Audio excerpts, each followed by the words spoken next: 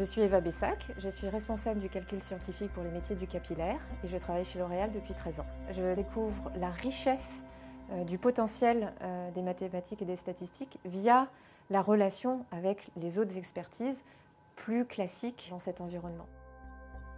Par exemple, dans le cadre d'un shampoing, on avait une formule légèrement troublée. Alors ça ne se voit pas forcément de manière flagrante comme ça, mais c'est quelque chose qu'on ne peut pas accepter pour un produit fini qui sera commercialisé. Des experts du service physico-chimique ont donné une manière dont on pouvait espérer résoudre ce problème. Leur conseil était de changer les équilibres entre deux sortes de tensioactifs qui sont dans la formule. Et les tensioactifs sont les molécules qui permettent au shampoing de laver et aussi de faire de la mousse. Donc pour cela, on a fait un plan d'expérience qui consiste à explorer un domaine cadré par les concentrations de ces tensioactifs. C'est-à-dire qu'on a évalué vraiment des concentrations très variables d'un des tensioactifs et des concentrations très variables de l'autre des tensioactifs. Chaque point est devenu une formule qui a été fabriquée et cette formule, on a fait une mesure de limpidité. On aurait pu se contenter de garder la formule la plus limpide parmi celles qui ont été étudiées. Mais on est allé un cran plus loin en modélisant ces résultats. On peut en particulier s'intéresser à la zone vraiment la plus optimale et en établissant un autre modèle mathématique, on peut représenter les résultats de notre plan d'expérience sous la forme de cette courbe. Donc là, on a calculé un ratio entre les deux tensioactifs, donc c'est l'indicateur de la composition de la formule, et on représente le résultat, la limpidité, en fonction de ce ratio. Et on voit qu'il se dessine une équation. Sur la base du modèle, on a réalisé des formules supplémentaires, ce sont les points roses sur ce graphique. Donc une de ces formules qui a été retenue est une formule vraiment ce qu'on appelle limpide.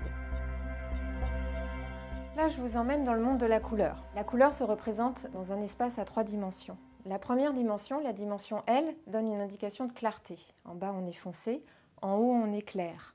La deuxième dimension, la dimension A, donne la quantité de rouge qu'il y a dans les produits. Et la troisième dimension, la dimension B, va nous donner la quantité de jaune qu'on a dans les produits. Les cheveux naturels occupent un espace très étroit dans cet espace colorimétrique. Et donc là, on aura les cheveux noirs, ici les cheveux blonds. L'ensemble de ce nuage de points représente des couleurs qu'on sait faire, qu'on maîtrise et qu'on commercialise. Dans le cadre d'un projet sur les nouveaux colorants, on a voulu élargir cette palette de couleurs. Mais ces nouveaux colorants vont apporter une grande richesse à notre palette de couleurs parce qu'en les mélangeant, ils vont permettre d'enrichir, de nuancer des couleurs déjà existantes, de leur donner un caractère un petit peu plus profond.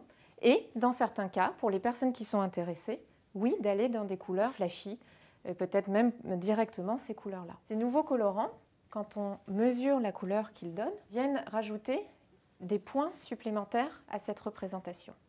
Et on constate qu'ils apportent des points très différents des couleurs qu'on a l'habitude de voir sur le marché. Et c'est là où le modèle va nous aider. Parce que le modèle, c'est un temps de calcul, mais c'est un temps dérisoire par rapport à celui de l'expérimentation, qui nous permet tout de suite d'avoir le potentiel des couleurs atteignables grâce à ces nouveaux colorants.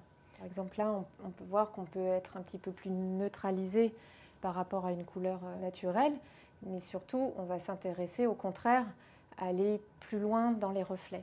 Le modèle a terminé son rôle quand il a donné la base de la recette, mais les étapes finales, le fine-tuning de la couleur, c'est les experts en couleur qui vont la réaliser. Avant d'être chez L'Oréal, j'avais aucune idée qu'on pouvait appliquer des outils mathématiques et statistiques et des développements de produits cosmétiques. Je contribue à la recherche L'Oréal en utilisant des outils qui me plaisent.